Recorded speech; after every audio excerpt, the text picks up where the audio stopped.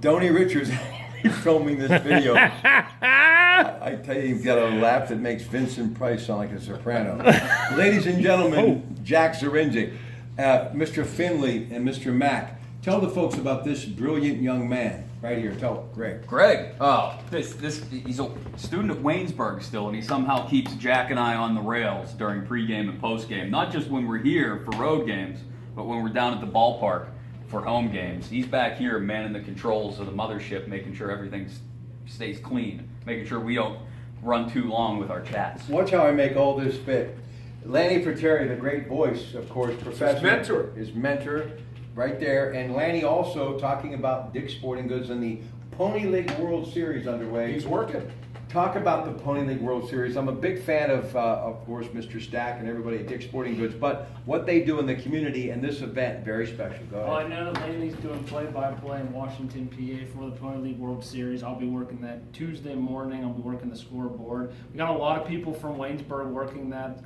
One of our grads is the head of manning the Pony League World Series, and he got a bunch of us from Waynesburg to help work the productions, so it's a good time. Well, you're a good kid, and Lanny taught me a lot, was always there for me, and I love Lanny Fratteri. Tell me about Pony League and where someone is in their baseball life. Can you start to see signs in Pony League if someone can actually maybe take it to the next level? Probably. I think Pony League is 13, 14. It was when I was playing Pony League ball, so you got on a league with the Pony League right before American Legion Baseball.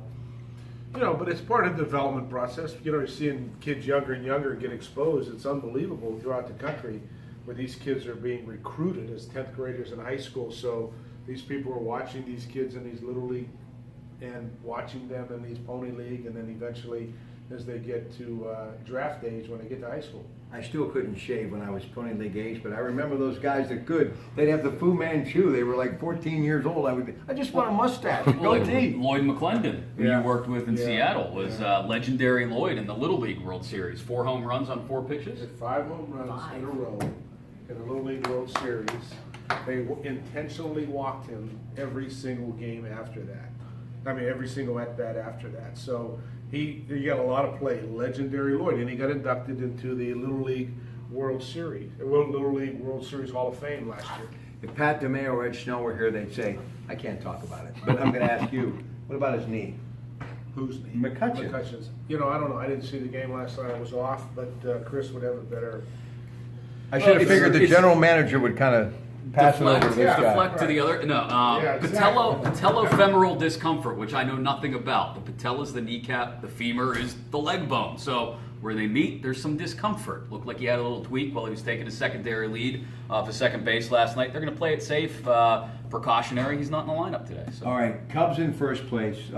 Cards a game back. And don't look now, the Pirates and Brewers, 3 back. This is still a huge race for the Pittsburgh Pirates. So fans, get ready to always have the Jolly Roger handy, right? Well, the thing is, we've been saying this all along. There's a lot that can happen from now till the end of the year. Injuries being a major factor. I mean, you could look at some club losing somebody, which has a major effect. Like Toronto just lost Tulowitzki. Seattle just lost James Paxton for the remainder of the year. Felix Hernandez in Seattle goes on a DL. You've got, you know, there's issues in Chicago. They released their catcher, what, about a month ago? So, but injury is a big thing that goes down when you go down their stretch. And let's hope McCutcheon's is not anything serious, because that could be a huge blow, as we know. A lot to talk about, and I'm going to let Chris kind of put a bow on this thing, but I got to talk about Josh Bell. I don't think I could have expected any more than what he's done, and that gives me hope, not just for the rest of this year, but for many years to come for this franchise. Yeah, I mean, he's probably the face of the franchise moving forward in the post-McCutcheon era. He's hitting .296 this year in the cleanup spot, which is phenomenal the way he's been able to raise his average while still maintaining some power. You know, to bring it back to the division race for just a second, they got 34 games, 40-some left overall, 34 of them are in the division. If you're going to win the division, they couldn't draw up the schedule any better. This is perfect for the Pirates. They get to play the Cardinals 10 times, the Cubs 7 times, the Brewers 8 or 9 times. If they can handle the Reds, which they haven't been able to do yet this year, they're in a good position to stay in it right down to the very bitter end.